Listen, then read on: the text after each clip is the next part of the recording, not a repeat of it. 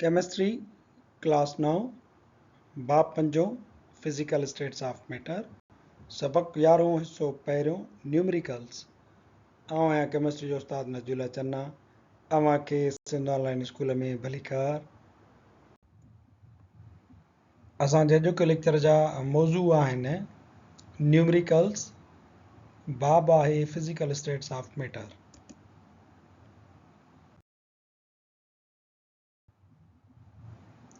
Section D numericals आहिनि 6। असीं वारे वारे सां सभिनी खे हल कंदा हलंदासीं।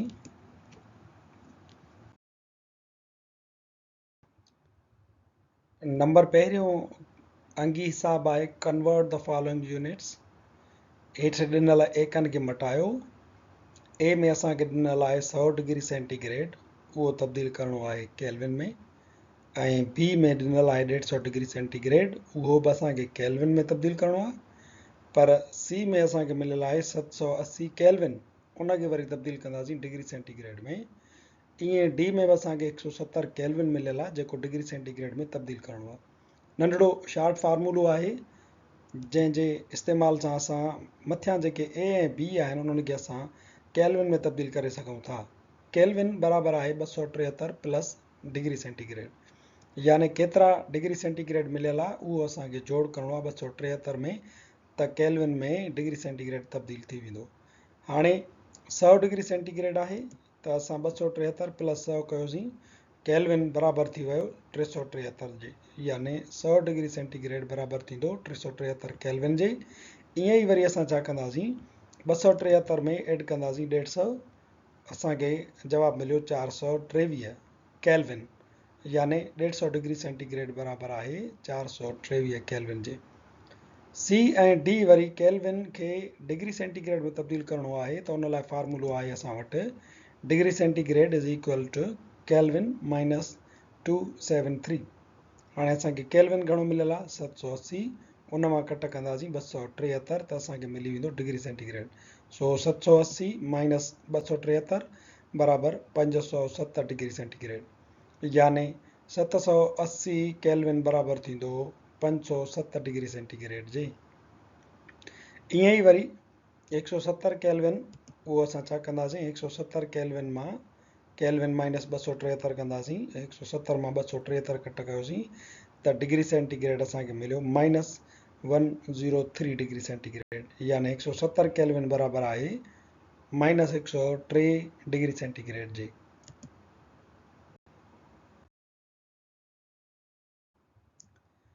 नंबर ॿियों सवाल आहे it is desire to increase the volume of a fixed amount of gas from 90.5 to 120 cubic centimeter while holding the pressure constant।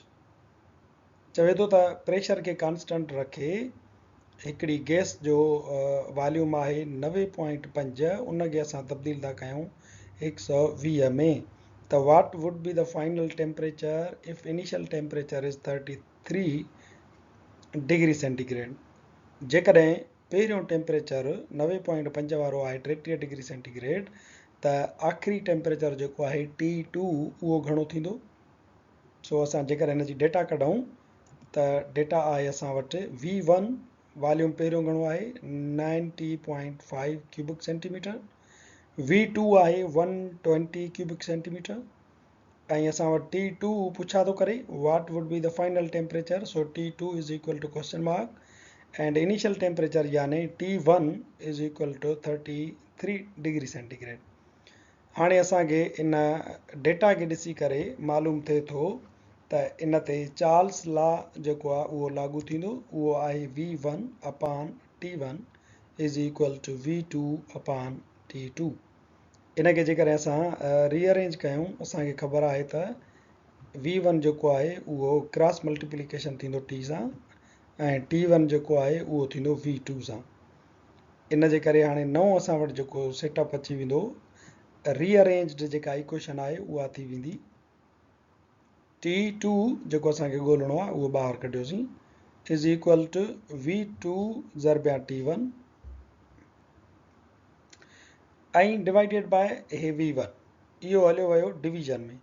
V2 ज़रबिया T1 डिवाइडेड बाय V1, बाक़ी जेको T2 आहे उहो जीअं त मालूम करिणो आहे, इन जे करे उनखे कढियोसीं ॿाहिरि। हाणे V2 जो असां वैल्यू ॾिसूं त आहे 120, हिन जी जॻह ते रखंदासीं 120, ज़रब कंदासीं टेम्परेचर 1 सां 33 सां, वंड कंदासीं V1 सां 90.5 सां, 120 ज़रबिया 33 वंडिया 90.5। इनखे जेॾी महिल जो असां छॾाईंदासीं 120 कंदासीं ज़रबिया 33 वंड कंदासीं 90.5 सां, त टेम्परेचर फाइनल असांखे मिलियो 43.75 डिग्री सेंटीग्रेड।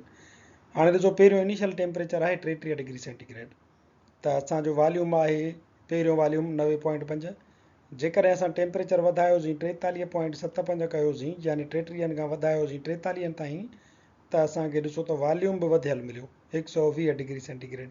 ऐं असां इहो ई पढ़ियो हुयोसीं चार्ल्स लॉ में, त volume of any gas is directly proportional to temperature, यानी जेकॾहिं टेम्परेचर इंक्रीज़ थींदो त कंहिं बि गैस जो जेको वॉल्यूम आहे उहो बि इंक्रीज़ थींदो, जेकॾहिं टेम्परेचर डिक्रीज़ थींदो त गैस जो जेको वॉल्यूम आहे उहो पिणु डिक्रीज़ थींदो।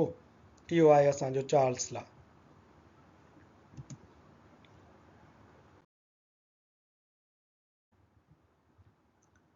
सवाल नंबर 3 आहे, a 78 ml sample of gas is heated from 35 degree centigrade to 80 degree centigrade at constant pressure। 78 ml कंहिं बि गैस जो असां वटि हिकिड़ो सैंपल मौजूदु आहे, असां उन गैस जे 78 ml खे 35 डिग्री सेंटीग्रेड खां वधाए 80 डिग्री सेंटीग्रेड ताईं गरम कयूंसि था।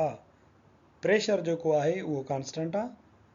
वाट इज़ द फाइनल वॉल्यूम, हाणे ॿुधायो त आख़िरी जेको मिक़दार आहे उहो छा थींदो। पहिरियों मिक़दार घणो आहे 78 ml, फाइनल मिक़दार पुछा थो करे। पहिरियों टेम्परेचर आहे 35 डिग्री सेंटीग्रेड, त मिक़दार आहे 78 ml। हाणे टेम्परेचर आहे 80 डिग्री सेंटीग्रेड, त मिक़दार घणो थींदो। तव्हांखे हितां ई सम्झणु घुरिजे त टेम्परेचर ऐं वॉल्यूम जी ॻाल्हि करे थो, त माना इहो चार्ल्स लॉ आहे। ऐं चार्ल्स लॉ असां इहो पढ़ी आयासीं, हाणे ई सम्झोसीं त उन में वॉल्यूम जेको आहे उहो डायरेक्टली प्रोपोर्शनल आहे टेम्परेचर सां। जेकॾहिं टेम्परेचर वधंदो त वॉल्यूम बि वधंदो। सो हाणे तव्हांखे एतिरो त सम्झ में अची वियो हूंदो त 35 डिग्री सेंटीग्रेड ते जेकॾहिं हिन गैस जो वॉल्यूम आहे 78 ml, त 80 डिग्री सेंटीग्रेड ते 78 खां मथे हूंदो। बाक़ी केतिरो हूंदो उन जो असां एग्ज़ैक्ट जवाबु कढण जे लाइ पहिरियां हिन जी डेटा कढूं था। डेटा आहे V1 यानी initial volume 78 ml, V2 final volume पुछा थो करे, असां क्वेश्चन मार्क ॾिनी आहे, टेम्परेचर 1 35 डिग्री सेंटीग्रेड, ऐं टेम्परेचर 2 उहो आहे असांजो 80 डिग्री सेंटीग्रेड। असांखे मालूम छा करिणो आहे, फाइनल वॉल्यूम। हाणे असां छा कंदासीं, इक्वेशन जेका चार्ल्स लॉ वारी आहे उहा आहे असां वटि V1 upon T1 is equal to V2 upon T2। इहे तव्हांखे ख़बर आहे त क्रॉस मल्टीप्लिकेशन में V1 जेका आहे उहा T2 यानी फाइनल टेम्परेचर सां ज़रब थींदी, ऐं टेम्परेचर इनिशियल फाइनल वॉल्यूम सां ज़रब थींदो आहे। त असां वटि जेका हाणे रीअरेंज थींदी असां वटि इक्वेशन, त उन में V2 ही ॿाहिरि कढंदासीं, V2 खे असां ॿाहिरि कढींदासीं, V1 ज़रबिया T2 थींदो, ऐं उन जे डिवीजन में हलियो वेंदो T1। इक्वेशन असां वटि अची वई, V2 is equal two V1 ज़रबिया T2 भाङे T1। हाणे वैल्यूज़ रखूं, V1 जो वैल्यू आहे 78, इन जी जॻह ते 78 रखंदासीं, ज़रब फाइनल टेम्परेचर घणो आहे 80, इते असां 80 रखंदासीं, यानी 78 ज़रबिया 80। पोइ वंड कंदासीं टेम्परेचर 1 सां 35 सां, 78 ज़रबिया 80 भाङे 35। हाणे इन जो जेको असां 78 खे ज़रब 80 कंदासीं ऐं वंड कंदासीं 35 सां, त जवाबु मिलियो असांखे फाइनल वॉल्यूम आहे 178.28 ml मिलीलीटर। हाणे 35 डिग्री सेंटीग्रेड ते घणो वॉल्यूम आहे 78, 80 डिग्री सेंटीग्रेड ते वॉल्यूम घणो थियो 178.28, यानी टेम्परेचर वधियो 80 डिग्री सेंटीग्रेड ताईं, त 78 मां वॉल्यूम बि वधी वियो। ही बि असांजो साॻियो ई चार्ल्स लॉ आहे। असांजो अॼोको लेक्चर न्यूमरिकल्स जो हिसो पहिरियों हिते पुॼाणी ते पहुचे थो। वरी हाज़ुर थींदासीं ॿिए लेक्चर में न्यूमरिकल्स हिसे ॿिए सां गॾु।